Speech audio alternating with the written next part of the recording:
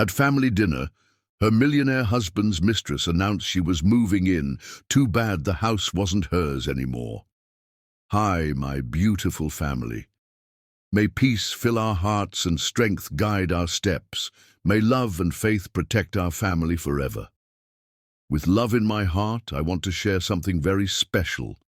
I have created a new channel called Mr. Peter Family, a home for shorter but equally heart-touching stories made just for you. You can find the channel link in my community post. Please support me there too, because we are one big family forever. If your heart is true, write present. If your love is real, write I am with Mr. Peter. The weight of love could be measured in carats, Keisha had learned, and tonight $50,000 worth of diamonds pressed against her throat like a beautiful chain, their fire catching candlelight as Liam's fingers traced her collarbone with the reverence of a man touching something sacred. She closed her eyes and let herself drown in the familiar scent of his cologne, bergamot and cedar, custom blended in a Parisian atelier where they knew his name, but not his net worth. 36 months of marriage, and his touch still made her forget that she had once commanded Goldman Sachs boardrooms with the ruthless precision that had earned her a corner office before 30, and enemies who called her brilliance unfeminine behind closed doors. "Turn around," he whispered, his breath warm against her ear. The rooftop terrace of their Manhattan penthouse stretched 60 floors above Central Park, where November wind carried the distant sounds of a city that never learned to sleep. Crystal chandeliers hung from invisible cables, defying gravity and good sense, casting prisms across marble floors that had been quarried in Italy and shipped stone by stone across an ocean. Beyond the glass barriers, Manhattan glittered like scattered jewelry, 8 million lives reduced to pinpricks of light. A violinist stood in the shadows, Magda, whom they'd flown from Vienna because Liam remembered Keisha mentioning her favorite recording of Edith Piaf. The melody of La Vie en Rose drifted through the evening air, hauntingly beautiful in a way that made Keisha's chest tight with the kind of happiness that felt too fragile to last. "Do you remember?" Liam said, settling behind her so she could lean against his chest. "What you ordered on our first date?" She laughed, the sound swallowed by wind and distance. "John Dory with truffle vinaigrette. You told me I had exquisite taste." "I lied." His arms circled her waist, hands spanning the silk of her burgundy gown. "Valentino, because he claimed the color made her skin look like burnished gold." "I had no idea what John Dory was. I just knew that whatever you wanted, I wanted to give you." The memory unfolded between them like a shared secret. The Met Gala charity auction, where she'd represented Goldman Sachs, and he'd been the primary sponsor of an event designed to make Manhattan's elite feel generous while networking over champagne that cost more than most people's rent. She'd been wearing silver Marchesa that made her feel dangerous, and when their eyes met across that ballroom full of inherited money and earned power, the world had simply paused. "You bid $1 million on that hideous sculpture," she said, remembering how she'd watched him raise his paddle with the focused intensity of someone bidding on salvation itself. Worth every penny to spend 5 minutes talking to the most intimidating woman in the room. That should have been her first warning, the casual deployment of life-changing sums of money to solve problems that couldn't actually be bought. But she'd been intoxicated by the attention, by being chosen among women who'd inherited beauty and married into wealth, by a man who could have had anyone, and seemed genuinely surprised by his own good fortune in capturing her interest.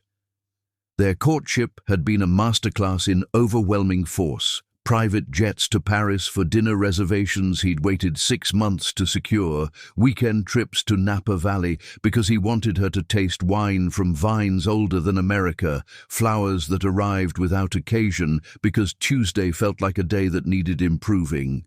He'd pursued her with the systematic dedication of someone who'd never been denied anything he truly wanted, and she, brilliant, independent, suspicious of everything Keisha Matthews, had fallen like a shooting star, burning up everything she'd been to become something entirely new.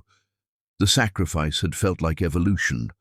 Her corner office with its view of the Hudson River, the salary that had been her independence and validation, the Soho penthouse she'd furnished with money she'd earned bleeding in rooms full of men who thought women belonged fetching coffee rather than orchestrating mergers. She'd walked away from all of it to become Mrs. Benjamin, to build an empire that would dwarf anything she could achieve alone. "I would do it again," she said now, meaning it bone deep. "Give up everything, all of it. You'll never have to." His voice carried the certainty of someone who'd never learned that the universe didn't owe him happiness. "We have everything now, Keisha. The business, the houses, each other. Nothing can touch this." Dinner had been prepared by Henri, their chef, who'd trained at Le Bernardin and understood that excellence was the minimum acceptable standard in the Benjamin household. 7 courses paired with wines that had been aging in climate-controlled cellars since before she was born, each bite a small symphony of flavors, designed to remind them that they lived in a world where excellence could be purchased if you understood its true price. They ate by candlelight, the city spreading below them like a conquered territory, talking about everything and nothing with the comfortable intimacy of people who'd learned each other's languages. He told her about the quantum computing breakthrough his team had achieved that morning, something about neural networks that would revolutionize artificial intelligence, while she described the new artist she'd discovered for the gallery, a woman whose paintings captured loneliness so precisely they made viewers cry. "James called this afternoon," she said, mentioning their household manager. "The caterers want to confirm numbers for the charity gala. Whatever you think is best." Liam's attention was complete when he looked at her, as if she were the only person who had ever mattered. "You've made that foundation into something I could never have built alone." It was true. The Benjamin Foundation now funded cancer research, educational initiatives, and arts programs across 3 continents. Their joint names carved into marble at hospitals and universities, where their money would save lives and create possibilities long after they were gone. She'd transformed his wealth into legacy, given meaning to numbers that had once been merely theoretical. Mrs. Benjamin, James appeared with practiced invisibility, a man who'd learned to anticipate their needs before they became conscious thoughts. "Shall I prepare the master suite?" The bedroom was their sanctuary, walls of windows that offered panoramic views of their kingdom, Egyptian cotton sheets that cost more than luxury cars, silk curtains that could block out the world when they wanted to pretend nothing existed beyond each other. Liam carried her across the threshold as if they were newlyweds, his lips finding hers with the desperate hunger of someone who still couldn't believe his luck. "Forever," he whispered against her skin as he laid her down, the diamonds around her throat catching moonlight through floor-to-ceiling windows. "Promise me forever, Keisha." "Forever," she breathed back, meaning it with every cell in her body. They made love with the passion of people who still believed happy endings were guaranteed to those who loved hard enough, their bodies moving together in rhythms they'd learned and refined over 36 months of practice. He knew exactly how to touch her, where to kiss her, how to make her forget that she'd ever been anyone other than the woman beneath him, gasping his name like a prayer. Afterward, as he fell asleep with his arm heavy across her waist, Keisha stared out at the city and felt the profound contentment of someone who had won the lottery of love. Their empire stretched around them. Penthouses and vacation homes, private jets and charitable foundations, a life so complete it felt like a work of art. She had no way of knowing that in 4 months and 13 days, a psychology graduate student from Los Angeles would walk through their front door carrying wildflowers and a story designed to destroy everything she believed about trust, love, and the man sleeping peacefully beside her. For now, there was only the weight of diamonds around her throat, the warmth of Liam's body, and the absolute certainty that she was living inside a fairy tale too beautiful to end. Outside their windows, Manhattan never slept, but Keisha Benjamin slept the deep, dreamless sleep of someone who believed in forever. Chapter 2. Love's Golden Days. 4 Sacred Memories. Memory, Keisha had discovered, was how love survived the ordinary brutalities of time. Crystallized moments that proved what they had built together was more than the sum of its expensive parts. The first memory lived in her bones like sunlight made permanent, warming her from the inside whenever October turned cruel and Manhattan's autumn forgot how to be beautiful. It had begun on a Tuesday morning in their second year when Liam appeared in their foyer wearing that particular expression that meant resistance was futile and surrender would be rewarded beyond imagination. "Pack light," he'd said, tossing her passport onto the Italian leather ottoman. "We leave in an hour." "Liam Benjamin, I have 3 meetings today and—" "Cancelled." His green eyes held the mischief that had first made her forget her own name. "I've cleared your calendar for the business of being outrageously in love with my wife." 4 hours later, they'd landed on a private island in Turks and Caicos that didn't appear on commercial maps, where sand looked like powdered pearls and water came in every shade of blue that had ever been named. The villa perched on cliffs overlooking the Caribbean, all white stone and flowing curtains, but they'd barely seen its interior. Instead, they'd spent 7 days acting like teenagers who discovered their bodies for the first time, building sandcastles that waves demolished within hours, racing through surf that tasted of salt and possibility, making love on Egyptian cotton sheets arranged under stars so brilliant they seemed close enough to pluck from the sky. On their 3rd night, as they lay naked on the beach with only starlight for company, Liam had traced constellations on her skin with reverent fingertips. "I used to think stars were just nuclear reactions," he'd murmured, his voice soft as tide pools. "Random accidents of physics happening millions of miles away." "Used to." She turned in his arms, wanting to see his face in the silver light. "Now I know they're love letters. Every single one written by the universe to tell me how lucky I am." They'd made love until dawn, painted the horizon in watercolors, the sound of waves their only witness. And when morning finally arrived, he'd pulled her close and whispered against her hair, "You're my universe, Keisha. Without you, all this wealth is just numbers on papers that don't matter." The second memory was wrapped in the scent of turpentine and dreams made manifest, born from an offhand comment about a small gallery in Soho that had caught her eye during an afternoon walk. She'd pressed her nose to the glass like a child at a toy store, studying the cramped space with peeling paint and a crooked "for sale" sign. "I used to dream about having a place like this," she'd said. "Not for money or recognition, just a space where artists could show their work without compromising their vision for commercial appeal." Liam had kissed the top of her head and made some non-committal sound about Manhattan real estate. She'd thought nothing more of it until 3 weeks later, when he'd blindfolded her in their car and driven through the city with the patience of someone orchestrating a miracle. When he'd removed the silk scarf, she'd been standing in front of the same gallery, but transformed.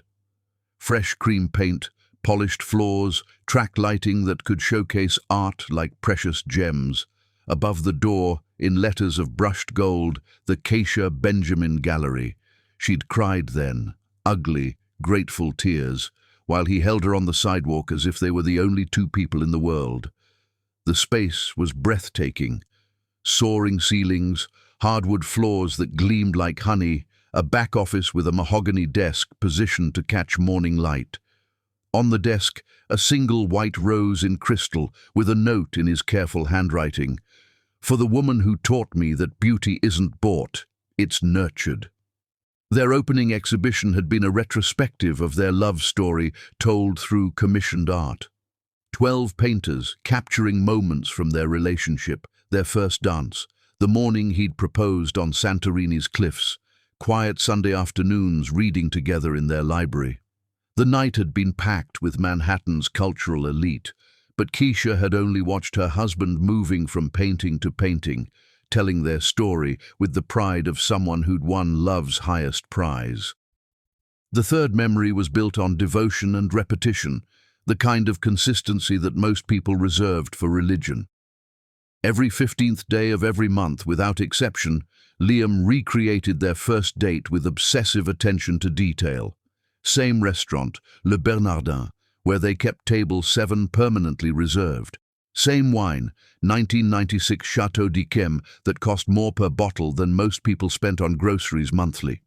Same conversation, same route through Central Park, same goodnight kiss at what had once been her apartment door. "I want to fall in love with you again every month until the stars burn out," he'd explained when she'd teased him about his romantic compulsions.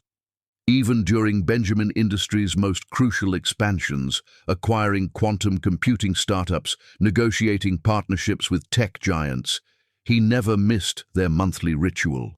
She'd watched him walk out of merger meetings worth hundreds of millions, ignore calls from senators and foreign ministers, once famously tell the governor of New York that he'd have to wait because his wife was more important than politics. "This matters more than deals or money," he'd say, raising his glass across the candlelit table. "Companies grow, fortunes multiply, but this is the only thing that's irreplaceable." The fourth memory was painted in shades of terror and absolute devotion, born during the worst 2 weeks of Keisha's adult life when pneumonia had settled in her lungs like concrete, and every breath felt like drowning in reverse. She'd collapsed during a charity luncheon, the kind of dramatic fall that made headlines in society pages, and awakened in Mount Sinai's private wing to find Liam beside her bed like a sentry, his usually immaculate appearance disheveled, his eyes red-rimmed with exhaustion. "How long?" she'd tried to ask through a throat that felt lined with sandpaper. 4 days. He'd taken her hand as if it were made of spun glass. 4 days of doctors telling me there was nothing to do but wait. 4 days of realizing that every dollar I've earned means nothing if I can't spend it keeping you safe. He'd cancelled a $100 million merger, 8 months of negotiations destroyed with a single phone call to maintain his vigil beside her bed. When the hospital's attending physician suggested she'd recover fine with standard care, Liam had quietly replaced the entire medical team within hours, flying in specialists from Johns Hopkins, Mayo Clinic, and Massachusetts General.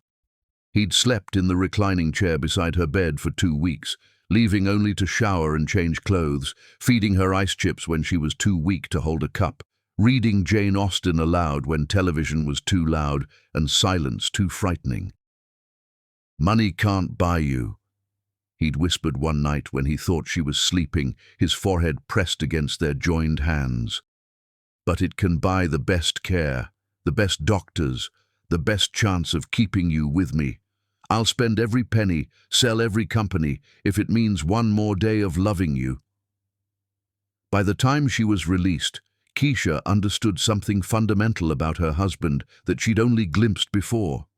His wealth wasn't about power or status. It was armor against loss, insurance against the universe's cruelty, a way of controlling an uncontrollable world through sheer financial force. These 4 memories had become the foundation of her faith in their marriage, proof that she'd chosen correctly when she'd walked away from her own empire to build something bigger with him. They were more than happy moments. They were documentation of love so profound it had its own gravitational pull, bending reality around them until impossible things felt inevitable. In the months to come, when doubt crept in like fog through cracks in their apparently seamless life, Keisha would return to these memories like a drowning woman reaching for life preservers. She'd close her eyes and feel Turks and Caicos sand between her toes, smell turpentine and possibility in her gallery, taste expensive wine and expensive promises, remember the weight of his devotion during her illness. What she didn't know, couldn't have known, was that memories could be studied and weaponized by someone who understood the psychology of attachment better than most therapists. She didn't know that somewhere in Los Angeles, a graduate student was analyzing every interview they'd given, every photograph published, every public moment of their love story, learning to replicate excellence for the purpose of destroying it. For now, there were only these 4 sacred memories, shining like beacons in the landscape of their love, proof that fairy tales could be real, and princes could be genuine, and love could conquer absolutely everything. She was wrong, of course, but for now, she was beautifully, completely wrong. Chapter 3. Deepening Bond, the Unbreakable Connection. Trust, Keisha discovered, wasn't built in grand gestures, but in the accumulation of small reliabilities. The way Liam brought her coffee at exactly 7:15 every morning, how he learned her body's rhythms better than she knew them herself, the quiet certainty that he would choose her again every day without being asked. Their monthly ritual had evolved beyond romance into something approaching religious observance. The 15th of every month belonged to them absolutely, a day when the world could collapse around them and they would still find themselves at table 7 at Le Bernardin, sharing the same bottle of wine they'd discovered together, reciting the liturgy of their first meeting like monks preserving ancient texts. "What did you think when you first saw me?" Liam would ask, as he always did, his fingers tracing patterns on white tablecloth between courses. "That you were insufferably arrogant," she'd reply, the response worn smooth by repetition but no less true for its familiarity. "Bidding on art you clearly didn't understand just to make a point. The point was you." His smile carried years of practice at being charming. Everything else was just strategy. This was their call and response, comfortable as prayer. Even when Benjamin Industries was acquiring quantum computing startups worth hundreds of millions, even when Keisha was orchestrating charity galas that would fund cancer research for decades, the 15th remained untouchable. Liam had walked out of merger meetings with tech giants, ignored calls from senators, once told the Secretary of Commerce that he'd have to wait because his wife was more important than international trade policy. "I want to fall in love with you again every month for eternity," he'd say, raising his glass of wine that cost more than luxury cars. "I want to be surprised by your brilliance, enchanted by your laugh, destroyed by your beauty, over and over until the universe forgets how to make stars." It wasn't just the grand gestures that proved his devotion. It was the small tyrannies of care that revealed the depth of his obsession with their happiness. He memorized her coffee preferences down to temperature and foam consistency. He tracked her menstrual cycle with the precision of a Swiss watchmaker, appearing with heating pads and dark chocolate, and the kind of patience that would have impressed saints. When she mentioned loving how afternoon light fell across their bedroom at exactly 4:30, he had the landscaping redesigned to maximize that specific illumination. "You're building a shrine to my preferences," she'd teased him once. "I'm building a life where you never have to want for anything," he'd replied, with the seriousness of someone making vows. But it was during her illness that Keisha truly understood the terrifying intensity of her husband's love, when pneumonia transformed her from a powerful woman into a collection of fragile bones and fever dreams. She'd awakened in Mount Sinai's private wing to find Liam transformed into someone she barely recognized. Stubbled, rumpled, his usual commanding presence replaced by helpless desperation. "The Peterson merger," she'd whispered through cracked lips, remembering the deal that had consumed 8 months of his life. Forget Peterson. The profanity from a man who never swore shocked her more than the sentiment. "I called him personally and told him to take his 100 million and choke on it if he thought it was more important than my wife breathing." He'd slept in that hospital chair for 14 days, turning their private room into a command center where he monitored her care with the same obsessive attention he usually reserved for quarterly reports. When Dr. Martinez suggested her recovery was progressing normally and Liam should consider returning to work, the entire medical team had been replaced within hours. "I want the best pulmonologist on the East Coast," he'd told his assistant, his voice carrying the deadly calm of someone prepared to purchase miracles. I want the team that saved Senator Richardson. Money is no object, and failure is not an option. By morning, her room resembled a medical conference, specialists whose combined expertise could have staffed teaching hospitals. They'd run tests that insurance companies would never approve, prescribed treatments unavailable to ordinary patients, monitored her recovery with technology that felt borrowed from science fiction. "Money can't buy you back if I lose you," he'd whispered against her hair their first night home, holding her as if she might dissolve. "But it can buy the best care, the best doctors, the best chance of keeping you with me. I'll spend every penny, sell every building, burn down every company I've built, if it means one more day of loving you." The experience had bonded them in ways that transcended ordinary marriage. They'd stared into the abyss of loss and chosen each other with renewed desperation. Liam began building redundancies into their life. Multiple homes so they'd never lack shelter, investments diversified across continents so economic collapse couldn't touch them, medical specialists on permanent retainer so illness could never catch them unprepared again. Their friends called them relationship goals, with the envious certainty of people who recognize something they'd never achieve. At charity galas, Keisha watched other couples, the careful distances, the smiles that never reached eyes, the way they touched each other like strangers performing intimacy, and felt smugness she tried to disguise as gratitude.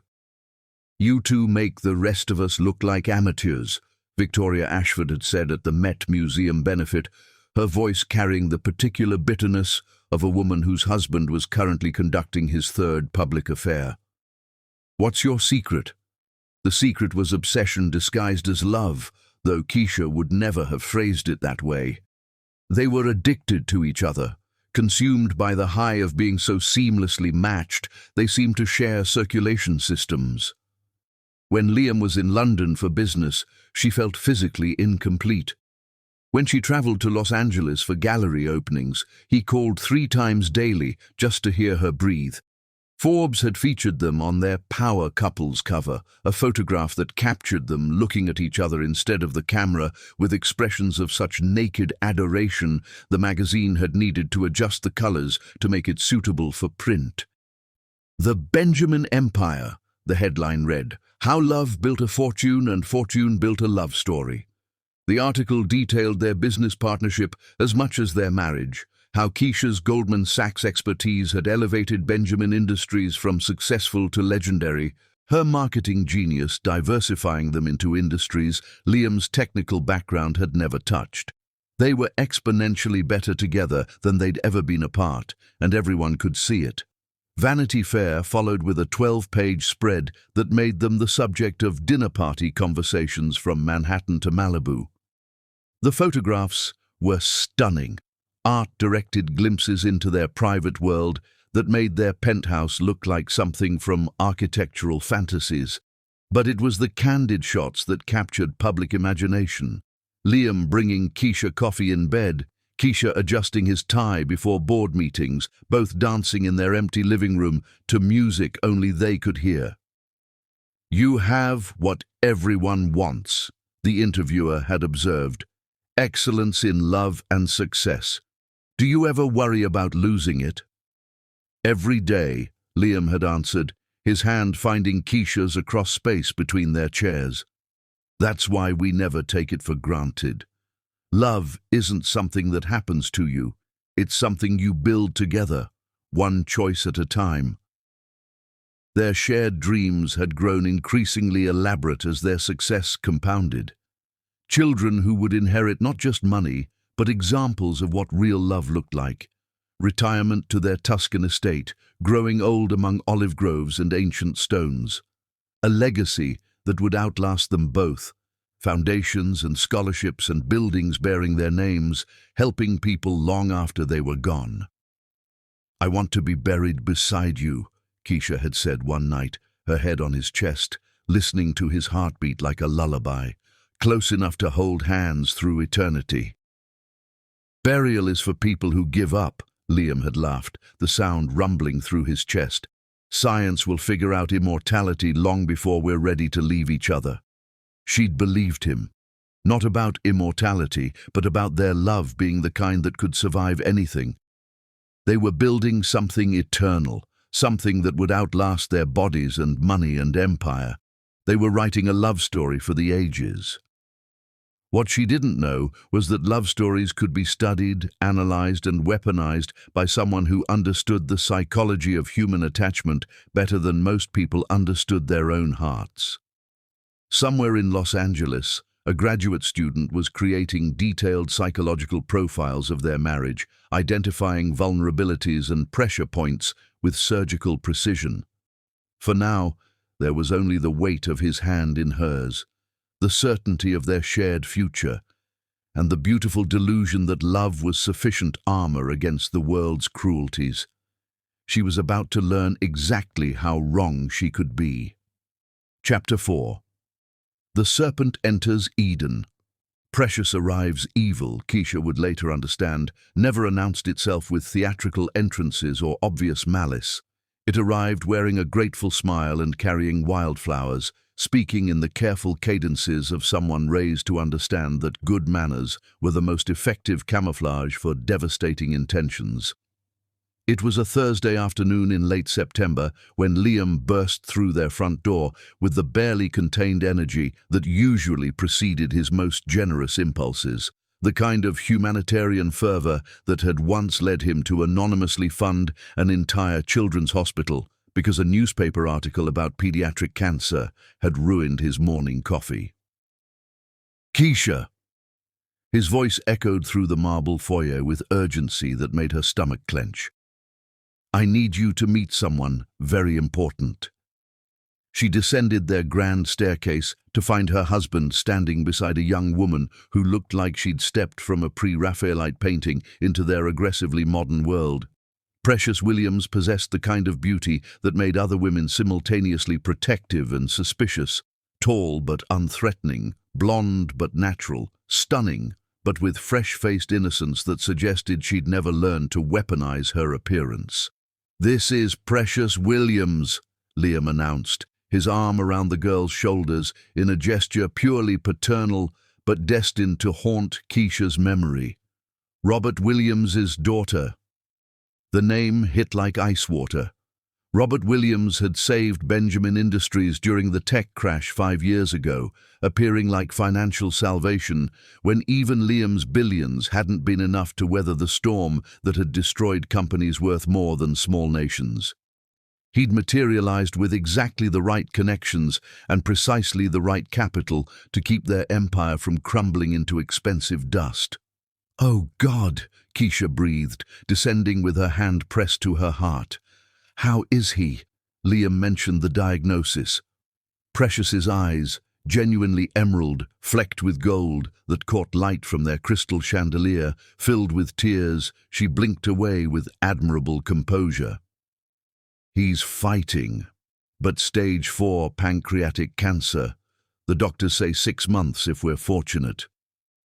The story unfolded over dinner in their formal dining room, served on Limoges china that had belonged to European royalty, accompanied by wine that cost more per bottle than most people's monthly rent. Precious spoke with understated eloquence that betrayed excellent breeding and better education, describing childhood in Homer, Alaska, that sounded extracted from travel magazines, dog sledding beneath northern lights, summers fishing for salmon in pristine waters that reflected mountains like mirrors. "Dad insisted I focus on education before joining the business," she explained, approaching the sea base with delicate manners that spoke of someone raised by a man who understood money meant nothing without class. "He wanted me to earn my master's degree first. I'm finishing my psychology program at Columbia this spring." "Psychology," Keisha repeated, genuinely impressed. "What's your specialization?"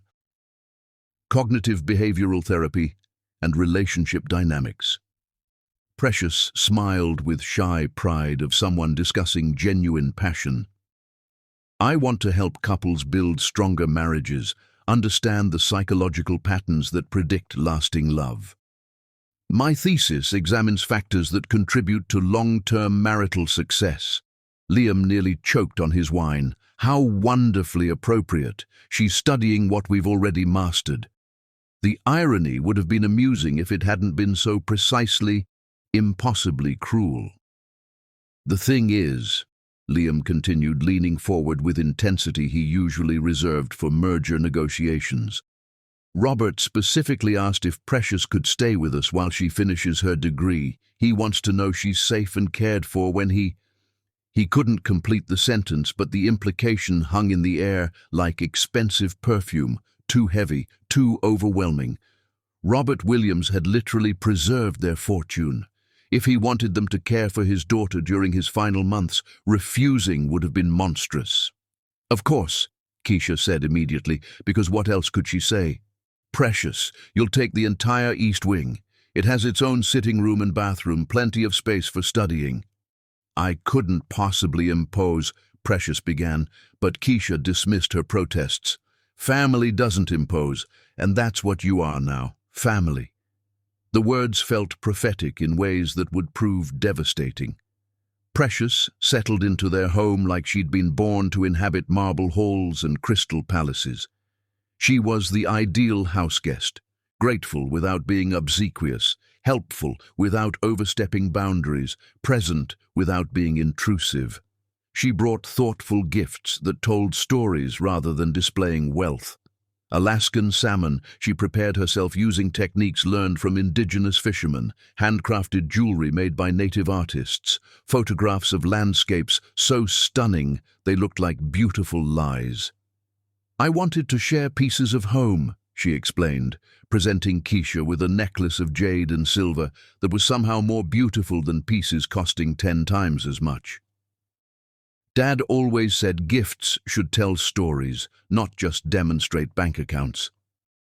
Within a week, Precious had charmed their entire household staff. She remembered names, inquired about families, helped Maria improve her English through patient conversation over morning coffee. She organized housekeeping routines with quiet efficiency, suggesting improvements that somehow made everyone's job easier while making the house function more smoothly. She's a treasure, Eleanor, their head housekeeper, gushed to Keisha. So polite, so considerate, and brilliant. She helped my Roberto with his college application essay. Columbia accepted him because of her advice. At charity events, Precious was revelatory. She possessed natural grace that made million-dollar donors feel immediately comfortable, discussing art and politics and social causes with equal intelligence. When Keisha introduced her as their houseguest, people responded with warm approval that money couldn't purchase. She's refreshing, Caroline Pemberton whispered during the Met Museum benefit. So rare to meet a young person who isn't completely corrupted by advantages. You can tell she's been raised properly. But it was Precious's apparent devotion to their marriage that truly captured Keisha's heart. She listened to their love story with fascination of someone studying a masterpiece, asked thoughtful questions about balancing career and relationship, took notes like she was documenting something precious for posterity. "You two are my inspiration," she said one evening as they sat in the living room, Liam reviewing quarterly reports while Keisha worked on seating charts for their anniversary party. "The way you look at each other, the way you support each other's dreams, it's exactly what I hope to find someday." "You will," Keisha assured her, warmed by obvious admiration. "When you meet the right person, you'll understand why every other relationship felt like rehearsal." "How do you recognize the right person?" Precious asked, curling into her chair like a cat seeking warmth. "What made you certain Liam was different from everyone else?" Keisha launched into their origin story, the meeting, the courtship, the moment she'd realized what they had was worth sacrificing everything else. Precious listened with rapt attention, occasionally asking for clarification or requesting more details about specific moments. "It's like a fairy tale," she breathed when Keisha finished describing their engagement on Santorini's cliffs. You surrendered everything for love and gained even more than you lost. Exactly, Liam said, looking up from his reports with the expression he always wore when discussing their relationship, pride mixed with amazement, as if he still couldn't believe his fortune. Keisha could have had any life she wanted. The fact that she chose to build one with me is the greatest miracle I've witnessed. Precious's smile was sunshine itself. I want that. Someone who loves me the way you love each other. You'll have it, Keisha promised, reaching over to squeeze the girl's hand. Someone as intelligent and genuine as you? The right man will feel like he's won love's lottery. Looking back, Keisha would wonder how she'd missed the calculation behind those emerald eyes. The way Precious's questions were slightly too specific, her interest marginally too intense. She would wonder how someone with a master's degree in psychology had been so blind to psychological manipulation occurring in her own home. But in those first golden weeks, there was only the satisfaction of kindness, of opening their home to someone who needed sanctuary during the worst period of her life. There was only Precious's laughter echoing through their halls, her presence making their already complete life feel somehow more fulfilling.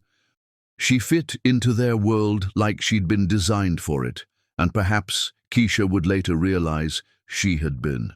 Every gesture was calibrated, every response precisely what any reasonable person would want, every moment of her presence a masterclass in being the ideal houseguest, which should have been the first warning sign. Ideal people didn't exist, and ideal houseguests were usually the most dangerous guests of all. But Keisha was blinded by her own generosity, too busy feeling virtuous about her kindness to notice that Precious Williams was studying their marriage with the intensity of a scientist examining specimens. The serpent was in Eden, and she was beautiful, grateful, and absolutely lethal. But for now she was just sweet Precious from Alaska, grieving her dying father and grateful for their kindness, adding light and warmth to their already luminous home. What could possibly go wrong? Chapter 5. The Night of Four Doubts.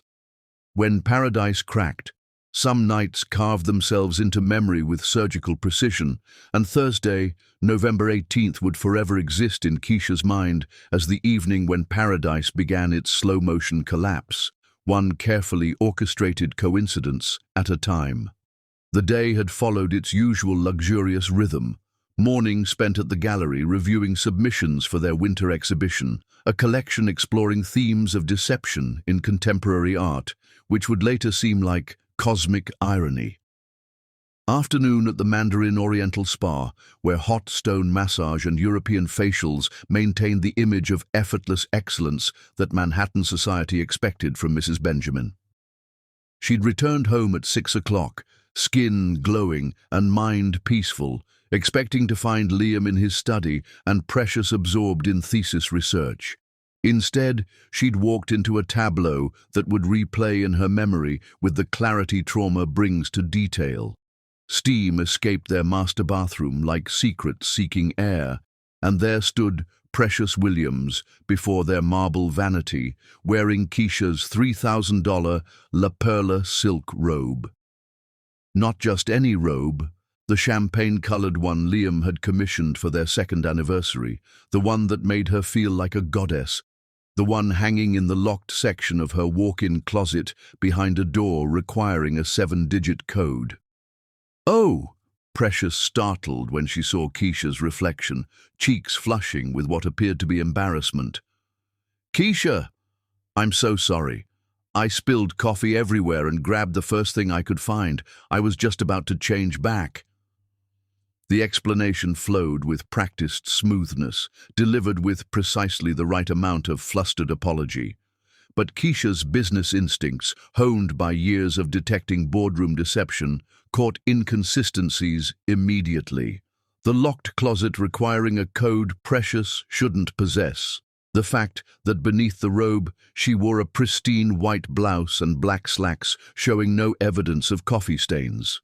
The way she navigated the bathroom with familiarity, automatically avoiding the marble step that tripped first-time visitors.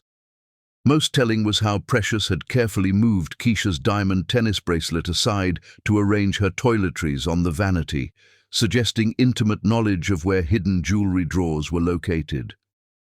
"Of course," Keisha managed, voice steady despite ice forming in her chest. "Accidents happen. Let me find you something else."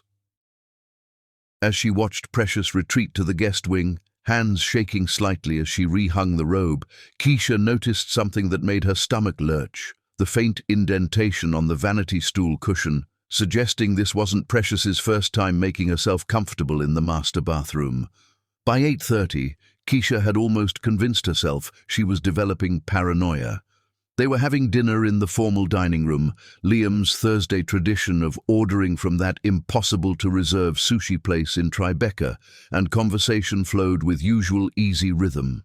Precious discussed her thesis research, Liam described quantum computing breakthroughs his team had achieved, and Keisha tried ignoring the voice whispering that beautiful young women didn't accidentally access locked closets. Then Liam's phone buzzed against mahogany, the sound slicing through conversation like a blade. He glanced at the screen, and his entire demeanor shifted, the way it did when something genuinely urgent demanded attention. "Emergency business call," he said, already moving toward French doors leading to their private balcony. "Peterson's having complications with a Singapore deal. This shouldn't take long." Through glass, Keisha watched her husband step into crisp November air, phone pressed to his ear. But instead of the tense concentration she expected during crisis management, Liam was smiling, laughing even. She could have sworn she saw him mouth "beautiful" with an expression of such tenderness it made her chest tighten with confusion. The call lasted exactly 10 minutes.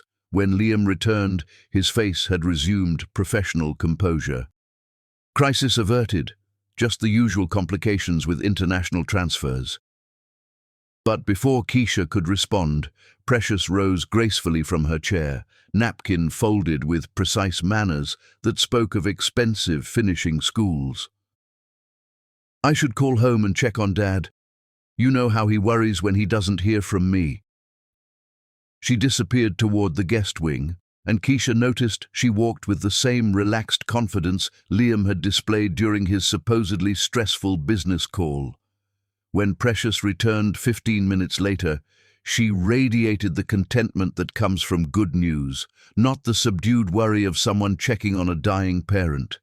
The timing was too precise, too choreographed, both disappearing for phone calls at nearly identical moments, both returning with expressions that contradicted their supposed conversations. Keisha felt the foundation of her world shift imperceptibly, like the first tremor before an earthquake. Dessert was tiramisu from their favorite Italian bakery, accompanied by espresso and conversation that felt increasingly surreal. Precious was describing childhood memories of Alaska, dog sledding with her father, watching northern lights paint impossible colors across winter skies, when she mentioned something that made Keisha's blood freeze. "Dad used to say everyone carries childhood fears into adulthood," Precious said, voice warm with nostalgia. "Like how Liam still gets terrified during thunderstorms. He has this ritual, hiding under the stairs, humming his mother's lullaby. It's actually quite endearing." The words struck like physical blows.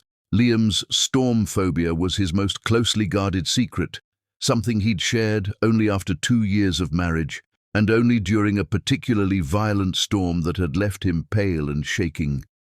She was the sole person who knew about his childhood ritual of hiding under the staircase in his parents' house, humming the Russian lullaby his mother had sung when he was small. This was intimate knowledge, the kind of vulnerability shared only with those trusted most completely. "When did he tell you about that?" Keisha asked, voice carefully neutral. Liam's face had gone ashen, his espresso cup frozen halfway to his lips. "I must have mentioned it during one of our study sessions," he said, but his voice carried the uncertain tone of someone trying to remember a lie. "Study sessions?" Keisha turned to Precious, who smiled with serene confidence. "Oh yes, Liam's been helping me with business psychology aspects of my thesis. We've had several extended conversations about childhood experiences and how they shape adult relationships." Precious's voice was honey-sweet, but something sharp lurked underneath, like a blade wrapped in silk. "He also told me about the scar on his knee from falling off his bike at 7, and how his first dog was named Einstein because it was the smartest golden retriever anyone had ever seen." Each detail was another knife in Keisha's chest. These weren't casual anecdotes. They were the building blocks of intimacy, small secrets Liam had shared during their most private moments. The scar he usually kept hidden, the dog he still missed decades later, the vulnerable boy who'd never quite outgrown his fear of storms. "You have remarkable memory," Keisha managed. "Psychology training," Precious replied with modest shrug. "You learn to pay attention to details. They're usually the most revealing part of understanding someone." The final blow came as they prepared to leave the dining room. Precious stretched gracefully and suggested they should all visit that amazing Italian place on 47th Street for dinner the following week. "You know," she continued, voice bright with enthusiasm, "the one with the private booth in the corner where the lighting is so romantic. Ristorante Milano. I've heard Giuseppe makes incredible osso buco." Keisha felt the room tilt around her. Ristorante Milano was their sanctuary, the restaurant where Liam had taken her on their first date, where they still went for monthly rituals. Table 7 in the corner where Giuseppe always seated them, where they ordered the same vintage wine and shared the same memories month after month. It was sacred ground, a place she'd believed belonged exclusively to them. "How do you know about Milano?" The question escaped before she could stop it. "Oh, I've been researching romantic restaurants for a friend planning a proposal," Precious replied smoothly. "I wanted authentic Italian atmosphere with impeccable reputations. Milano appeared on every most romantic list." But Keisha caught Liam's hands, clenching into fists beneath the table, his breathing becoming deliberately controlled. This wasn't casual research. This was intimate knowledge of their most private traditions. "Giuseppe is wonderful," Precious continued, apparently oblivious to the tension she'd created. "I heard he remembers every couple's anniversary and keeps their favorite wine in stock. Such attention to detail." Conversation moved on, but Keisha remained frozen, her mind racing through the evening's events like a computer processing data. 4 incidents in 4 hours, each explainable individually, but together forming a pattern that made her stomach churn with dread. The silk robe in the locked closet, the synchronized phone calls, the intimate childhood secrets, the knowledge of their sanctuary restaurant. 1 coincidence could be explained, 2 could be rationalized, 3 stretched credibility, but 4 in a single evening felt like coordinated assault, each strike designed to plant seeds of doubt in soil that had never known suspicion. That night, as Liam slept peacefully beside her, Keisha lay awake staring at the ceiling, trying to convince herself she was developing paranoia. Precious was a sweet girl experiencing the worst period of her life, grateful for their kindness, and perhaps overeager to bond with the family caring for her. The incidents were coincidences, her own insecurities projecting malice where none existed. But the executive in her, the woman who'd built a career reading people and detecting deception, couldn't ignore the data. Someone with a master's degree in psychology would understand exactly how to manipulate human emotions, how to create doubt and suspicion with surgical precision. Someone studying relationship dynamics would know precisely which pressure points to press to destabilize a marriage from within. As dawn crept through bedroom windows, Keisha made a decision that would change everything. She was going to start paying attention, really paying attention, to Precious Williams and her impossibly seamless integration into their life.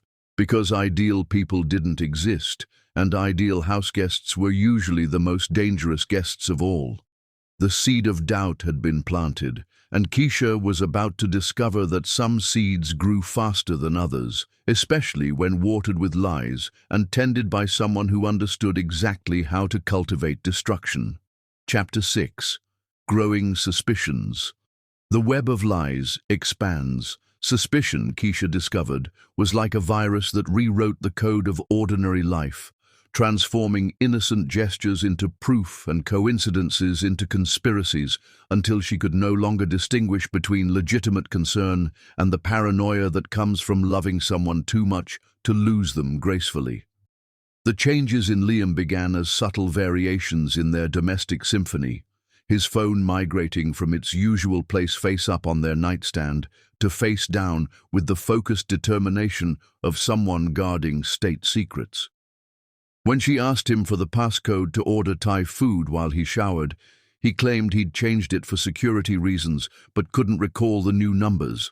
"I'll order when I'm out," he'd said, water still beading on his shoulders, his eyes sliding past hers with the practiced evasion of someone who'd recently learned to lie. "They know our usual anyway." But Keisha had been ordering from Siam Palace for 36 months, and they'd never known their preferences without being told.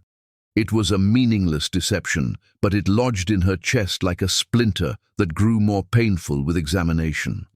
His schedule developed mysterious lacuna that hadn't existed before Precious's arrival. Late business meetings 3 nights weekly, always Tuesdays, Thursdays and Saturdays, always concluding around 11 with apologies about difficult clients and complex negotiations. The timing was suspiciously convenient, mirroring Precious's study groups with choreographed precision. "How was the Peterson merger discussion?"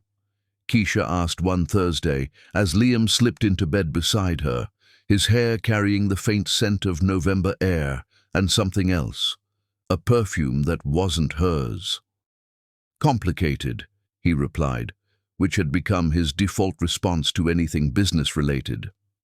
International patent law is Byzantine when you're dealing with quantum computing. But when she checked his calendar the following morning, no Peterson meeting appeared anywhere. When she called Margaret, his assistant, to clarify evening appointments, the woman sounded genuinely puzzled. "Mr. Benjamin left the office at 4:30 yesterday, Mrs. Benjamin. He said he wouldn't be reachable until morning."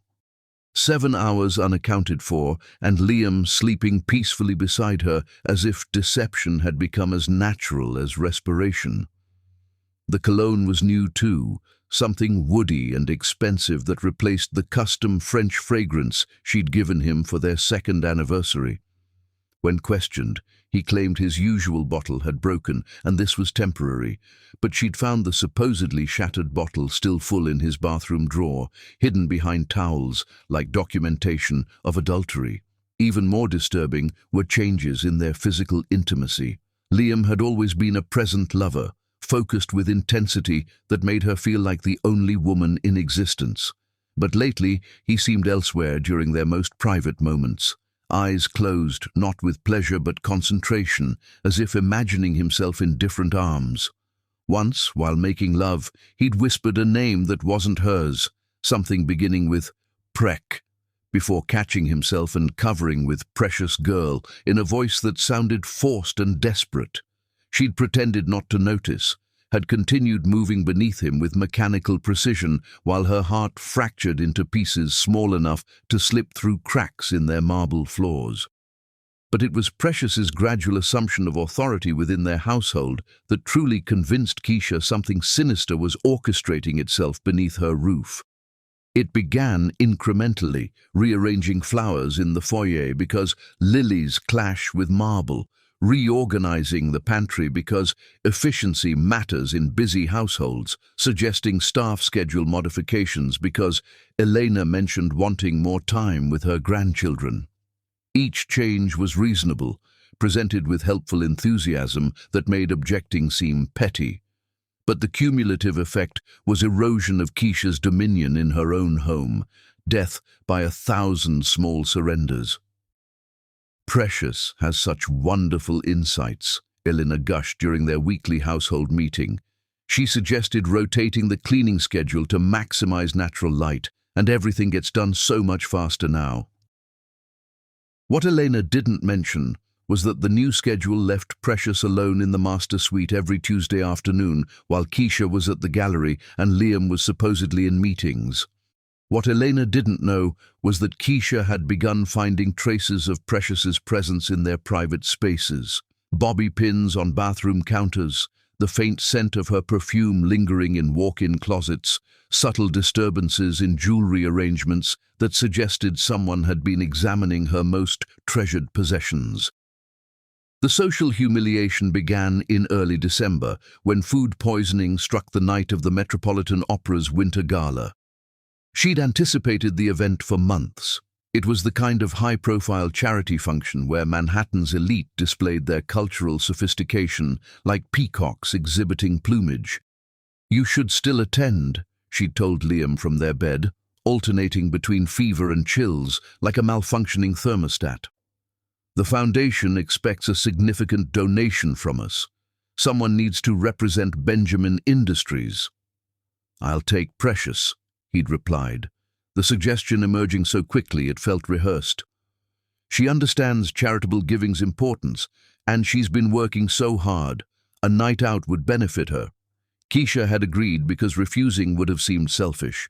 Because Precious deserved pleasant experiences during this difficult period, because she trusted her husband completely and had no reason to suspect his kindness was actually cruelty in disguise. The photographs appeared on page 6 within days. Liam in his impeccable tuxedo, Precious in a stunning midnight blue gown that looked suspiciously like the one Keisha had returned to Bergdorf Goodman the previous week, because it was too formal for the charity luncheon she'd planned to attend. They were dancing in the Metropolitan Opera House's grand foyer, Precious's head tilted back in laughter, Liam gazing down at her with naked adoration the photographer had captured for posterity. "Manhattan's most eligible bachelor," the caption read. "Tech billionaire Liam Benjamin escorts mysterious beauty to opera gala while wife recovers from illness." Phone calls began immediately, friends offering sympathy with voices barely concealing their excitement at proximity to scandal. Acquaintances asking if she'd seen the photographs with false concern that meant they absolutely hoped she had. Her sister Maya calling from Los Angeles with barely contained fury. "Keisha, what the hell is happening? Who is this girl and why is she wearing your husband like an accessory?" "She's Robert Williams' daughter," Keisha had explained, hating how defensive she sounded. "She's staying with us while her father is dying. The photographs make it appear worse than it is." "Do they?" Maya's voice carried skepticism of someone who'd never trusted Liam's too seamless facade. "Because from where I'm sitting, it looks like your husband took a beautiful young woman to a romantic event and forgot he was married." Whispers followed Keisha everywhere afterward. At the gallery, visitors who'd previously treated her with respect began offering pitying smiles and carefully worded inquiries about how she was managing. At charity luncheons, conversations stopped abruptly when she approached, resuming with forced brightness that fooled no one. "Poor Keisha," she overheard Victoria Ashford whisper to Caroline Pemberton at the Children's Hospital benefit. "She has no idea what's happening in her own house." "Someone should inform her," Caroline whispered back. "It's painful to witness." "Would you want to know?" Victoria replied. "Sometimes ignorance truly is bliss." But ignorance was a luxury Keisha could no longer afford. Her business instincts, sharpened by years of detecting corporate espionage and boardroom betrayal, were screaming that she was under assault by someone who understood psychological warfare better than most generals understood military strategy. She began documenting everything with methodical precision that had made her Goldman Sachs's youngest vice president. Photographs of disturbances in personal belongings, screenshots of credit card statements showing purchases she hadn't authorized, a detailed timeline of Liam's mysterious meetings and Precious's convenient absences. The documentation was circumstantial but damning. Hotel charges in cities where Liam claimed to attend solo conferences. Jewelry purchases exactly matching pieces in Keisha's collection, as if someone was building a duplicate wardrobe. Restaurant receipts from intimate dinners for two during hours when both Liam and Precious claimed to be elsewhere. The most disturbing discovery came when she hired Elena Rodriguez, a private investigator specializing in matrimonial cases with a client list reading like a directory of Manhattan's elite wives who'd suspected their husbands of infidelity. Mrs. Benjamin, Elena had said during their first meeting in a discreet village coffee shop, "I need you to understand that once I begin investigating, there's no returning to ignorance. If your husband is conducting an affair, we're going to find documentation. Are you prepared for what that might reveal?" Keisha had stared into her latte and contemplated 36 months of seamless marriage, the empire they'd built together, the fairy tale that might be revealed as the cruelest lie ever constructed. "Find the truth," she'd said. "Whatever it costs, whatever it destroys, I need to know the truth." But truth, she was about to discover, was a weapon that cut in all directions. And sometimes the people you loved most were the ones wielding the sharpest blades. The investigation was beginning, and with it, the systematic demolition of everything Keisha had believed about love, trust, and the man who'd promised her forever. Paradise was crumbling, one carefully documented lie at a time. Chapter 7. Cracks in Paradise. The evidence mounts. Truth, Keisha learned, arrived not as revelation but as accumulation. Each piece of documentation another weight added to scales that had been tipping toward devastation for months, until the moment when denial became physically impossible and she had to confront the mathematical certainty of her husband's betrayal. Elena Rodriguez delivered the financial records in a manila envelope that felt heavier than it should have, weighted with the gravity of 36 months of marriage, dissolving into spreadsheets and receipts that told a story more devastating than any confession.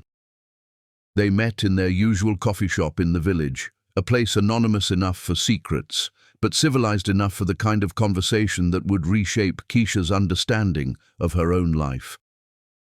"I need you to prepare yourself," Elena said, spreading papers across the small table with the clinical precision of a surgeon displaying a patient's pathology. "Your husband has been conducting 2 financial lives, and he's been remarkably careless about hiding the second one." The credit card statements revealed a shadow economy of deception running parallel to their legitimate expenses. Cartier purchases for $15,000 diamond earrings, identical to the ones Liam had given Keisha for their anniversary, as if uniqueness was too expensive even for a billionaire's guilt. A $30,000 shopping expedition at Bergdorf Goodman on a Tuesday afternoon, when he'd claimed to be negotiating with Japanese investors, the itemized list reading like a blueprint for creating a second wife. Evening gowns, lingerie, shoes, handbags, everything a young woman would need to play Manhattan socialite. "Examine the dates," Eleanor said, her finger tracing the timeline of financial infidelity. "November 15th. The day before the opera gala. He purchased the midnight blue gown she wore. This wasn't spontaneous, it was orchestrated." But the hotel charges proved most devastating because they involved the same luxury establishments where she and Liam had celebrated their own milestones, now serving as stages for his betrayal. The Plaza, the Street Regis, the Pierre, each receipt a small death. Room service charges for champagne and strawberries, couple spa treatments, late checkout fees suggesting mornings spent in bed, while Keisha waited at home for his return from fictional business obligations. "Chicago, November 8th, Elena continued, extracting another set of receipts. "The Ritz-Carlton, presidential suite, 2 nights. Your husband told you he was attending a quantum computing conference, correct?" Keisha nodded, remembering how Liam had called each evening from his hotel room, describing tedious presentations and networking dinners while she missed him from their empty penthouse. There was no quantum computing conference in Chicago that week, Elena said quietly. I verified with every major technology organization, but here are charges for couples massages, dinner at Alinea for two, and... She paused, her professional composure faltering slightly. Purchases from the hotel boutique for lingerie. The sizes and style preferences match your houseguest precisely. The documentation painted a portrait so detailed, it felt like watching a film of her husband's betrayal frame by frame. Precious's supposed student budget that somehow afforded designer clothes and luxury spa treatments now made sense. She wasn't funding any of it. Liam was bankrolling her entire lifestyle, creating a parallel universe where she could rehearse the role of his wife without the inconvenience of divorce proceedings. They've been careful about not repeating hotels, Elena explained, spreading a map of Manhattan marked with red pins.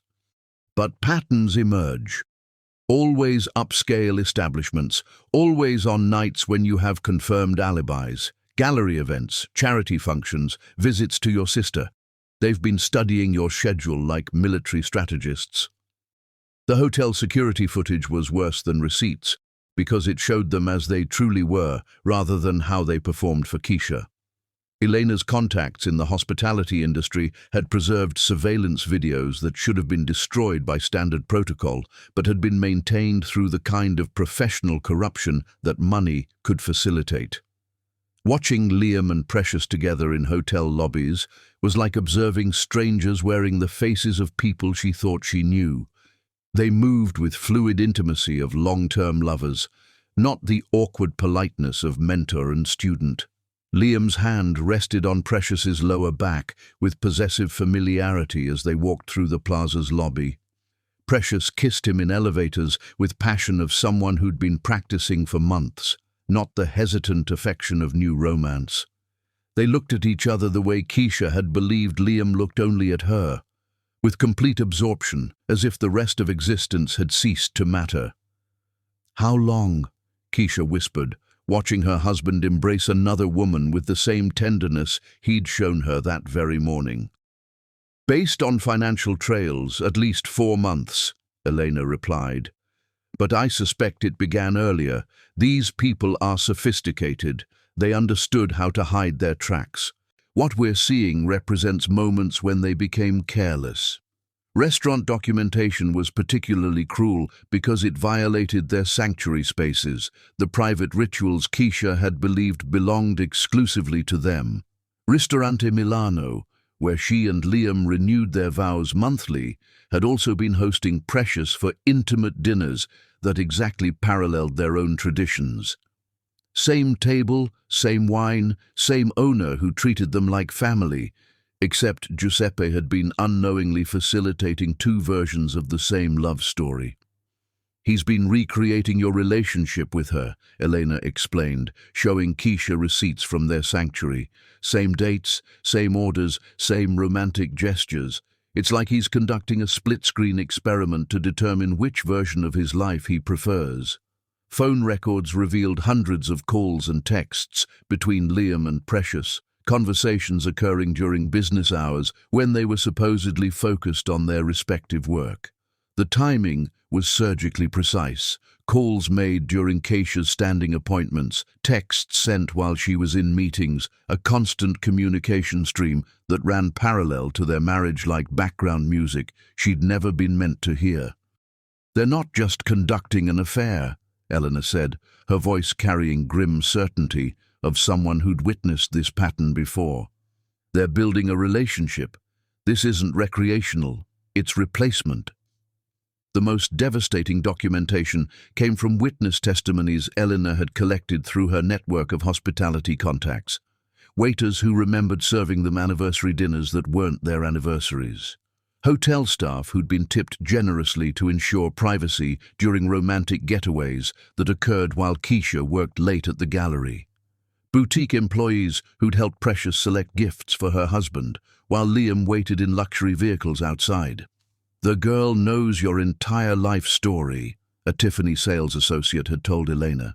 She described your jewelry collection in detail, said she wanted pieces that would complement but not compete with her partner's wife's taste. She was very specific about avoiding duplicates. Even more chilling was revelation that their affair had its own traditions, its own rituals that mirrored the ones Keisha thought were unique to her marriage.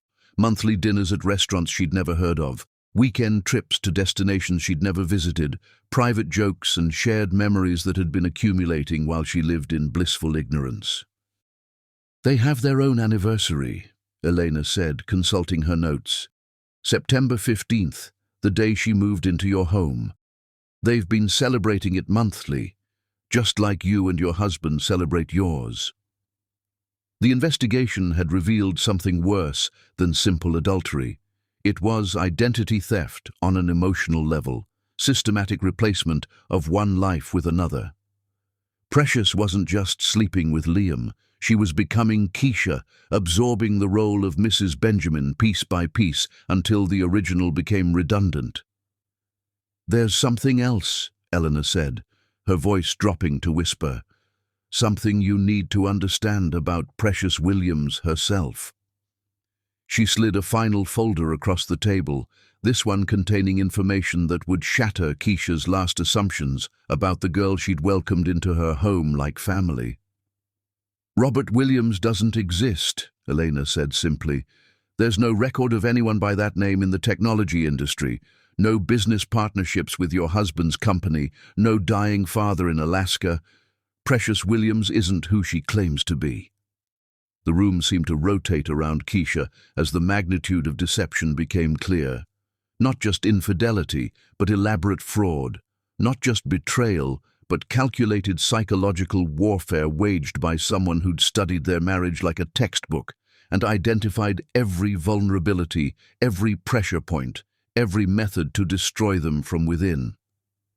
"Then who is she?" Keisha managed. "Her real name is Patricia Williams, and she's from Los Angeles, not Alaska. She has a master's degree in psychology with specialization in relationship manipulation and cognitive behavioral therapy. She's been researching your marriage for over a year, studying every interview you've given, every photograph published, every public appearance you've made together." Elena produced surveillance photographs showing Patricia, in Los Angeles, months before she'd appeared in their lives, meeting with people whose faces Keisha didn't recognize, but whose body language suggested professional consultation. "She didn't randomly appear at your door, Mrs. Benjamin. She targeted your husband specifically, researched his weaknesses, designed a campaign to seduce him away from you. This wasn't an affair. It was a hostile takeover. The documentation was overwhelming, undeniable, devastating. 36 months of seamless marriage revealed as elaborate theater, performed for an audience of one, while the real drama played out in hotel rooms and restaurants and private moments Keisha had never been meant to discover. But beneath the pain and betrayal, something else was crystallizing in Keisha's chest, something cold and calculating and absolutely lethal. The same business instincts that had made her Goldman Sachs' youngest vice president were analyzing the situation with surgical precision, identifying weaknesses in their position, planning a counterattack that would leave no survivors. "I want everything," she told Elena, her voice steady despite the earthquake occurring inside her chest.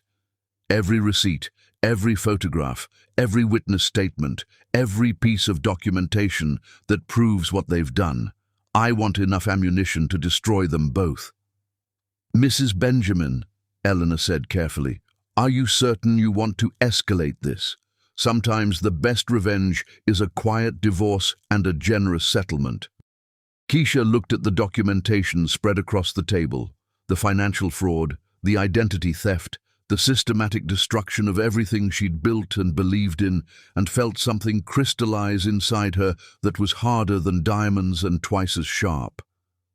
"They didn't just betray me," she said quietly. "They studied me, manipulated me, made me complicit in my own humiliation. They turned my kindness into a weapon against me." She stood, gathering documentation with hands that were steady, despite the fact that her entire world had just collapsed around her. "I don't want revenge," she said, looking Elena directly in the eyes. "I want justice, and I want it served so completely that they'll never recover from the experience."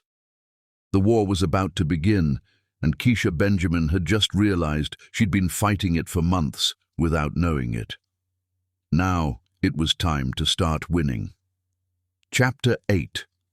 The breaking point, truth-revealed fury, Keisha discovered, was not the volcanic emotion depicted in literature.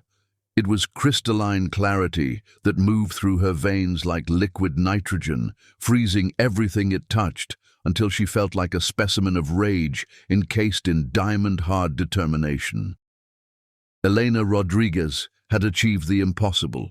A complete psychological autopsy of Patricia Williams that read like a dissertation on predatory behavior disguised as academic research. Patricia had spent 2 years at UCLA studying relationship dynamics, not to heal couples, but to identify the precise pressure points where loving partnerships could be systematically dismantled. She approached marriage destruction like corporate acquisition, Elena explained, spreading Patricia's academic records across their usual table like documentation in a war crimes tribunal. Her undergraduate thesis was titled Psychological Vulnerabilities in High Net Worth Marriages, Identifying and Exploiting Emotional Dependencies. Her professors believed she was studying prevention methodologies. She was actually creating a manual for sophisticated home wrecking. The research files were terrifying in their thoroughness.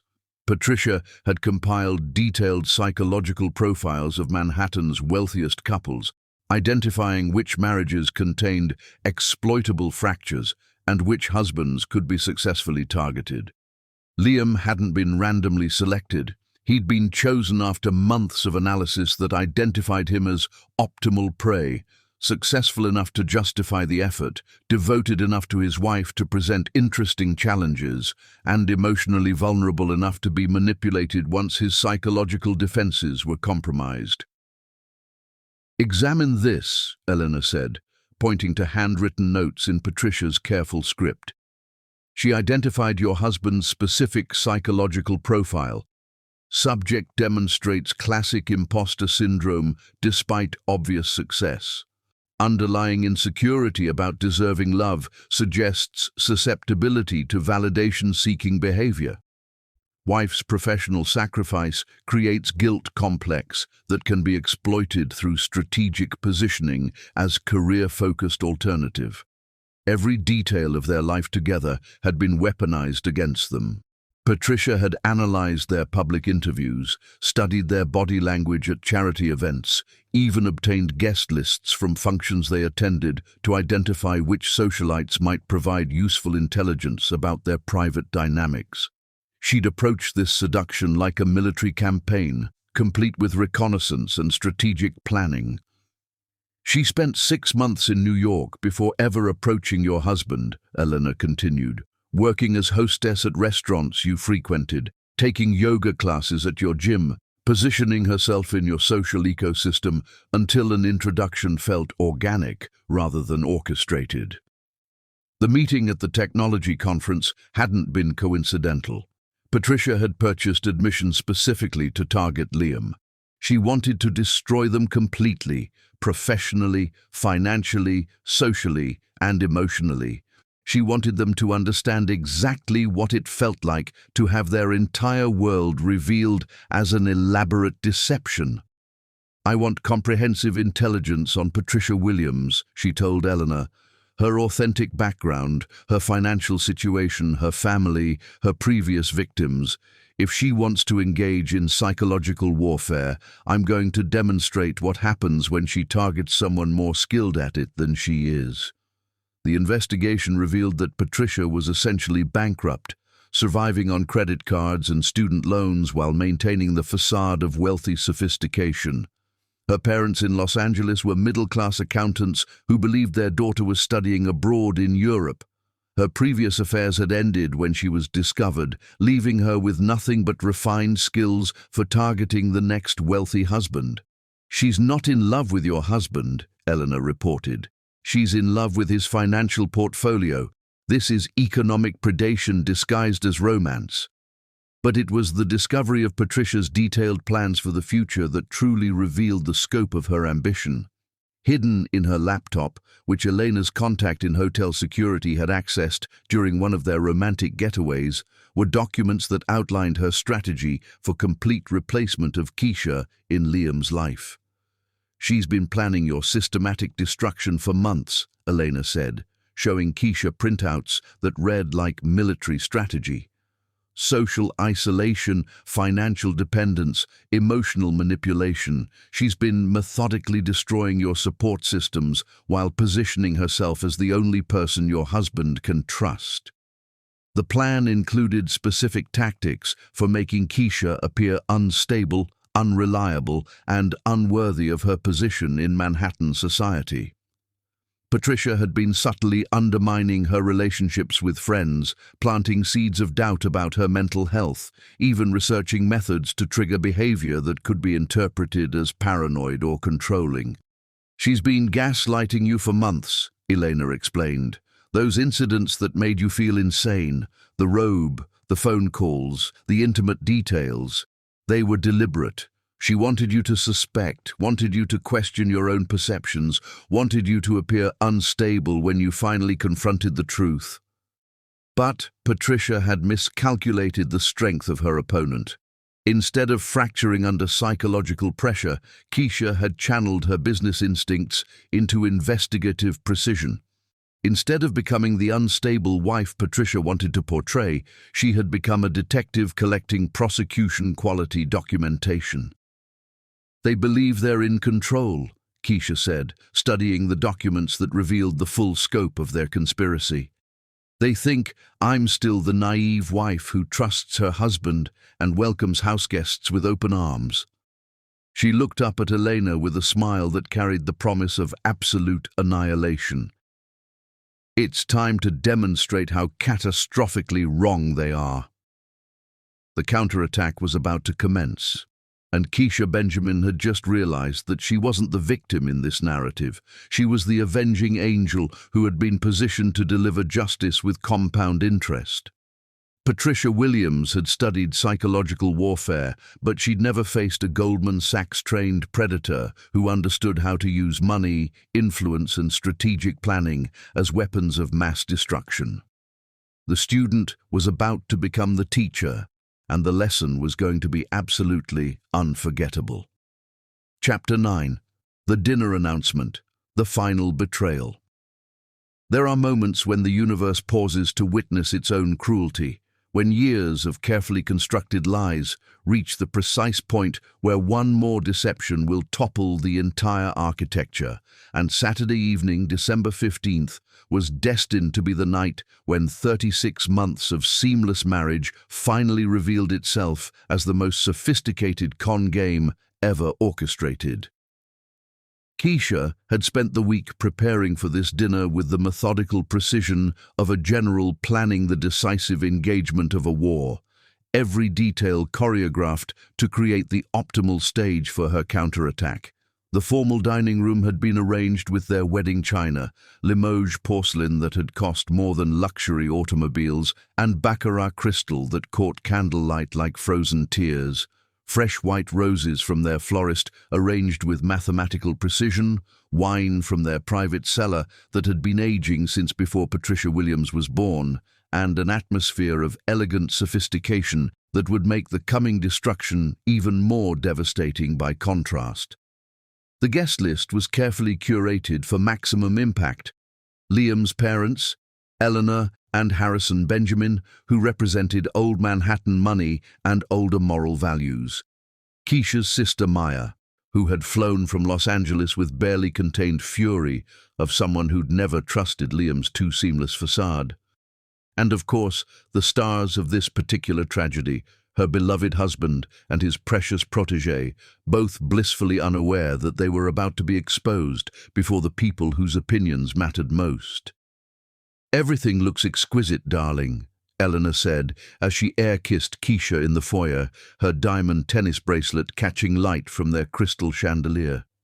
"Such attention to detail. You've always been the consummate hostess." Eleanor Benjamin was Manhattan royalty in the truest sense, descended from families who'd built fortunes in steel and railroads, who'd survived the Great Depression by being too wealthy to fail and too established to fall. She wore her 72 years with understated elegance that money could purchase, but breeding had to teach.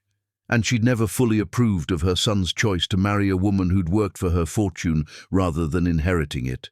Harrison Benjamin followed his wife with measured stride of someone who'd learned to let Eleanor handle social niceties while he focused on the business of being important.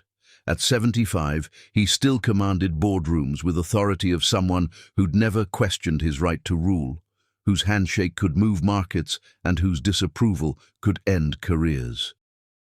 Maya arrived with barely contained energy of someone who'd spent 5 hours on a plane contemplating all the ways she wanted to destroy her brother-in-law. Her protective instincts sharpened to surgical precision by weeks of watching her sister's life disintegrate from 3,000 miles away. "Where is he?" Maya whispered as she embraced Keisha, her voice carrying the promise of violence that only sisters could inspire in each other. "Where's the bastard? And how much trouble will I get in for castrating him with a butter knife?" "Patience," Keisha murmured back, surprised by how calm she felt now that the moment had finally arrived. "Let them destroy themselves. It's infinitely more satisfying than doing it for them." Liam appeared at the top of the stairs wearing his impeccably tailored Tom Ford dinner jacket, looking like he'd stepped from a magazine spread about successful men who had everything they could ever want.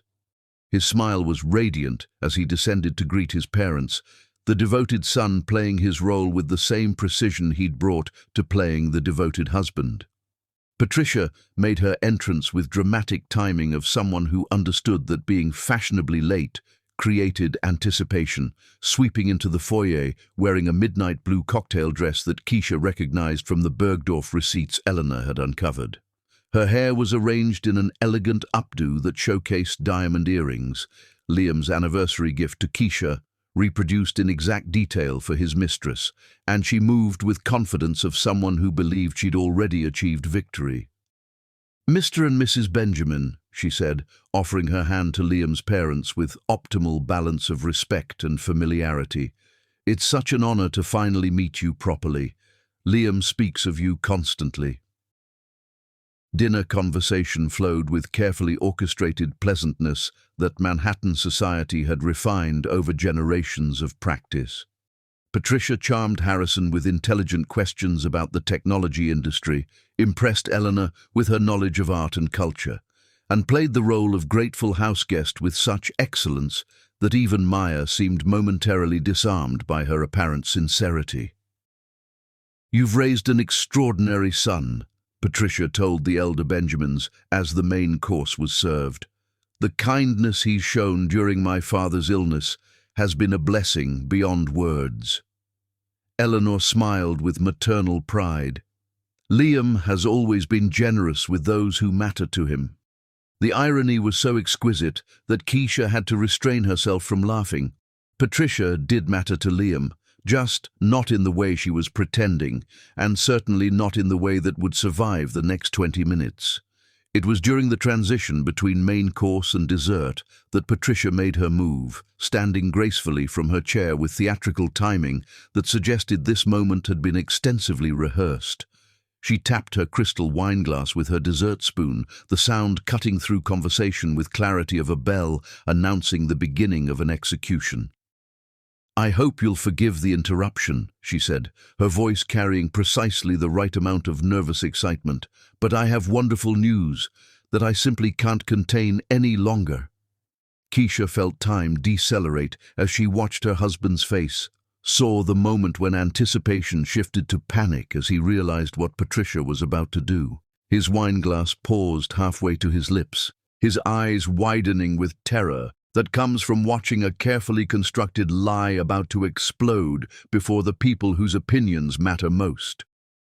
Liam and I have decided that I should make my stay here permanent, Patricia announced, her voice bright with triumph. We've grown so close during these difficult months, and this house has truly become my home. I can't imagine being anywhere else.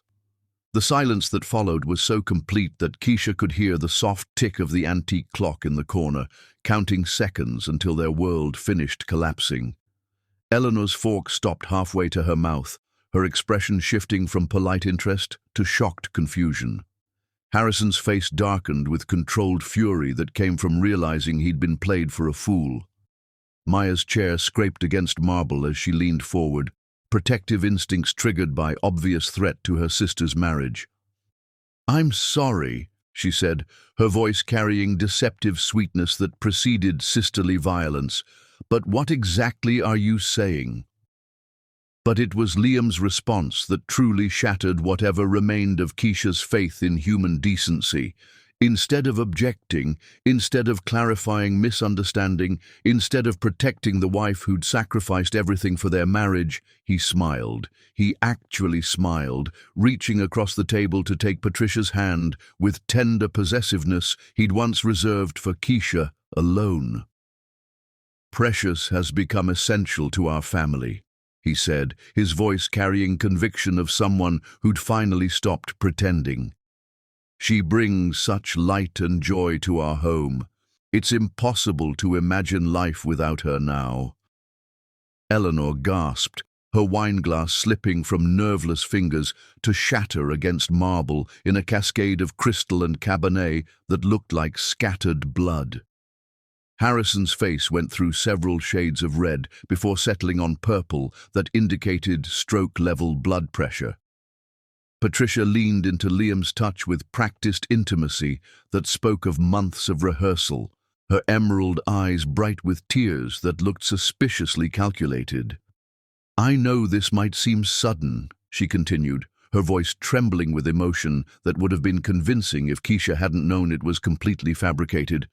"But sometimes love doesn't follow expected timelines. Sometimes it finds us when we least expect it and changes everything we thought we knew about ourselves." Maya stood so abruptly that her chair toppled backward, the crash echoing through the dining room like a gunshot. "Are you out of your goddamn mind?" she said, her Los Angeles directness cutting through Manhattan politeness like a blade. "Keisha, are you hearing this? Are you going to let this little homewrecker announce her hostile takeover of your marriage at your own dinner table?" But Keisha remained seated, her hands folded in her lap with supernatural calm that comes from knowing exactly what's about to happen next. She'd spent weeks preparing for this moment, and she was surprised to discover that watching her marriage die before their families felt almost anticlimactic after everything she'd already endured. "How interesting, Patricia," she said finally, her voice carrying pleasant tone she used for discussing art exhibitions and charity fundraisers. "Such bold plans for the future. And Liam, how thoughtful of you to make such important decisions without consulting your wife." The temperature seemed to drop 10 degrees as everyone registered the deadly calm in Keisha's voice. This wasn't the reaction of a woman blindsided by betrayal. This was the response of someone who'd been expecting this moment and had prepared accordingly. "Actually," Keisha continued, rising from her chair with fluid grace of someone who'd never doubted her own power, "I have a couple of surprises of my own to share this evening. But let's finish dessert first, shall we? No need to rush these revelations." She smiled at Patricia with predatory warmth that should have sent survival instincts screaming, but the younger woman was too intoxicated by her own victory to recognize the approaching tsunami. "After all," Keisha added, her eyes meeting Liam's across the table with promise of absolute destruction, "some surprises are worth savoring." Keisha Benjamin had been playing chess while they were playing checkers, and checkmate was about to be served with dessert. Chapter 10. The Perfect Revenge, Justice Served. Justice, Keisha had learned, was not a dish best served cold. It was a banquet, best served with impeccable timing, flawless presentation, and an audience that would never forget the experience of witnessing complete destruction. The dessert course arrived as if summoned by fate itself, individual chocolate soufflés that rose like dark omens above their plates, accompanied by champagne that bubbled with effervescence of celebration about to transform into devastation. Patricia still glowed with triumph of her announcement, her hand resting in Liam's with possessive confidence of someone who believed she'd just won the ultimate prize. "Before we begin dessert," Keisha said, rising from her chair with fluid grace of someone who'd choreographed this moment in her mind 1,000 times, "I promised you all some surprises of my own, and I always honor my promises." She moved to the ornate sideboard where Elena Rodriguez waited like an impeccably dressed angel of vengeance, holding a leather portfolio that contained enough documentation to obliterate 2 lives with surgical precision. Behind Elena stood Martin Blackwood, Keisha's attorney, his presence carrying weight of legal authority that transformed the evening from family dinner into criminal proceeding. "Surprise number 1. Keisha announced, her voice maintaining the pleasant tone of someone discussing weather rather than delivering death sentences, "concerns this beautiful house that Patricia has decided to make her permanent residence." She opened the portfolio with deliberate ceremony, extracting documents that rustled like wings of approaching doom. "Patricia, darling, there's something crucial you should understand about this house you're planning to inhabit forever. I own it. Completely, solely, irrevocably." The silence that followed was so absolute that the soft hiss of champagne bubbles seemed thunderous. Patricia's face underwent a fascinating progression of emotions: confusion, disbelief, and finally dawning horror of someone who'd just realized they'd been playing a game without understanding the rules. "2 years ago," Keisha continued, her voice never losing its conversational warmth, "Liam transferred the deed to my name for tax optimization purposes, something about asset protection and estate planning. He was so focused on his business ventures that he forgot what he was signing. I didn't." She held up the deed, notarized and legally binding, her signature elegant and final. "Every marble floor you've walked across, every crystal chandelier you've admired, every silk curtain you've hidden behind while conducting your affair, all mine, legally, completely, permanently mine." Liam's face had gone ashen, his wine glass trembling in his hand as the magnitude of his mistake became clear. In his eagerness to protect their assets from potential litigation, he'd unknowingly handed his wife the ultimate weapon against his betrayal. "But surely," Patricia said, her voice cracking with desperation, "surely that's just a technicality. Married couples share property, they—" "Surprise number 2, Keisha interrupted, nodding to Elena, who stepped forward with bearing of someone delivering warrants for execution. Elena Rodriguez moved with consummate professionalism, placing boxes of documentation on the dining table with precision of someone who'd orchestrated this scene many times before. "Ladies and gentlemen," she announced, "I present comprehensive documentation of systematic fraud, embezzlement, and identity theft." The documentation spilled across white tablecloth like a river of destruction.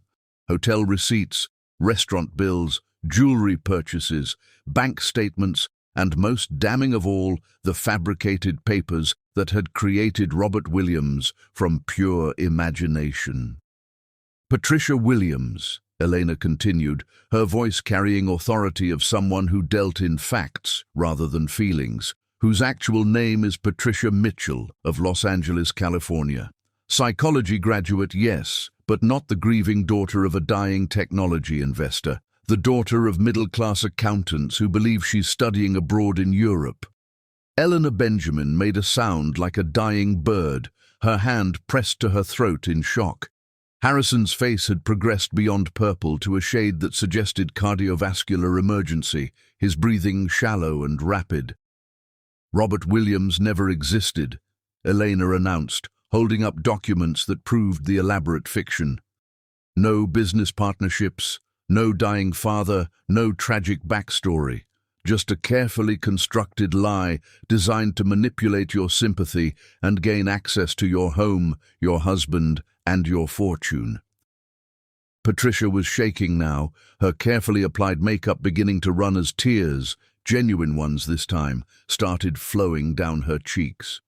"You don't understand," she whispered, reaching for Liam's hand, only to have him pull away as if she'd become radioactive. "I love him.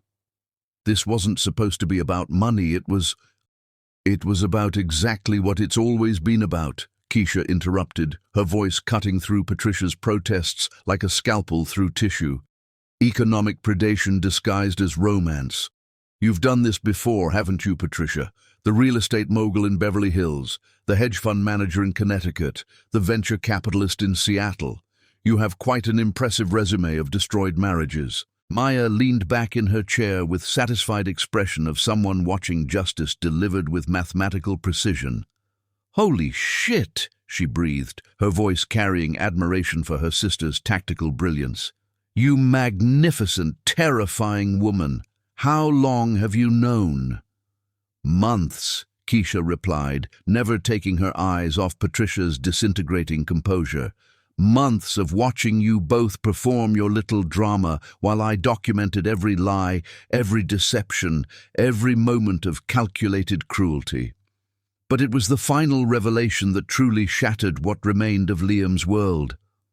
Martin Blackwood stepped forward with bearing of someone who specialized in delivering legal death sentences to wealthy men who thought money could protect them from consequences. "Mr. Benjamin," he said, his voice carrying formal tone that transformed family dinner into courtroom proceeding, "you have been using company funds to finance personal expenses, specifically your extramarital affair. Hotel stays billed as business travel, restaurant charges listed as client entertainment, jewelry purchases categorized as employee incentives. This constitutes embezzlement, tax fraud, and corporate malfeasance." Liam's wineglass slipped from nerveless fingers, shattering against marble in an explosion of crystal and dark red wine that looked like spilled blood. "Keisha," he whispered, his voice carrying desperation of someone who'd just realized they were drowning. "Please, we can work this out. We can nothing," Keisha replied, her voice carrying finality of a judge delivering a death sentence. "You made your choice when you decided to study my marriage like a business acquisition, when you invited a professional con artist into our home, when you chose to humiliate me before the people who matter most." She turned to Patricia, who was now openly sobbing, her carefully constructed facade crumbling like wet cardboard. "And you, my dear, have exactly 1 hour to pack your belongings and leave my house. Attempt to take anything that doesn't belong to you, and I'll have you arrested for theft." "But where will I go?" Patricia wailed, the sophisticated psychology graduate reduced to a desperate child facing consequences for the first time in her adult life. "I don't have anywhere to—" "That's not my problem," Keisha replied with cheerful indifference of someone discussing the weather. "You should have considered housing arrangements before you decided to destroy someone else's marriage for profit." The dominoes continued falling with precision of an expertly executed demolition. FBI agents, summoned by Martin's phone call, appeared at the front door with warrants for Liam's arrest. Asset freezes were implemented with efficiency that only federal law enforcement could provide. Social destruction followed legal destruction, as Eleanor Benjamin called her closest friends to ensure that both Liam and Patricia would be persona non grata in Manhattan society within the hour. Patricia's exit was as pathetic as her entrance had been dramatic. She stumbled from the house with a single suitcase, her designer dress wrinkled and her makeup destroyed, climbing into a taxi that would take her back to whatever anonymous existence she'd crawled out of. Liam's departure was more complicated, involving handcuffs and federal agents and the kind of perp walk that would make tomorrow's newspapers. As they led him away, he turned back to Keisha with desperation of someone who'd finally understood what he'd lost. "I loved you," he said, his voice breaking with what might have been genuine emotion. "I know you don't believe it now, but I did love you." "I know," Keisha replied, her voice gentle for the first time that evening. "But love without respect is just beautiful cruelty, and I've had enough of beautiful things that hurt me." 6 months later, Keisha stood on her rooftop terrace as the sun set over Manhattan, painting the sky in shades of gold and crimson that reminded her of victory and freedom in equal measure. The penthouse was hers, the gallery was thriving, and her reputation had transformed from that of betrayed wife to strategic genius who turned personal destruction into public triumph. The city spread out below her like a conquered kingdom, full of possibilities she was finally free to explore. Tomorrow, she would return to Goldman Sachs with an offer they couldn't refuse, her skills sharpened by combat and her confidence tempered by survival.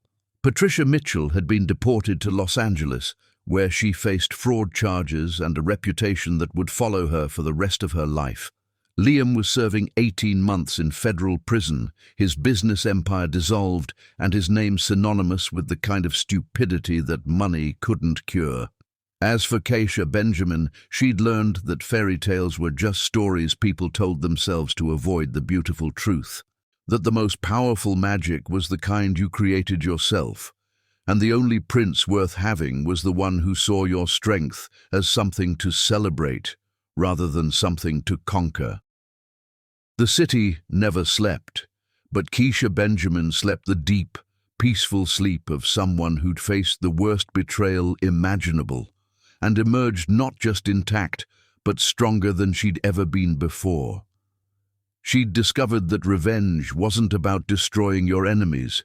It was about building a life so magnificent that their absence became irrelevant. And that, she thought, as Manhattan glittered beneath her feet like scattered diamonds, was the most beautiful ending of all.